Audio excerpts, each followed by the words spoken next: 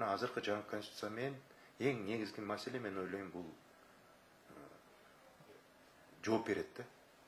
Болуп аткан саясий, экономикалык, социалдык бүт процесстерге азыркы жаңы конституция менен президент жооп берет. Президент жооп берет. Өкмөт болобу? Өкмөт башчы ким болот? Өкмөт болот, аткаруу бийлигин жаңы конституция боюнча президент башкарат.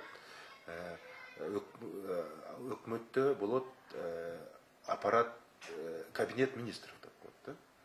Ошонун кабинет министрликтин өзүнүн жетекчиси болот.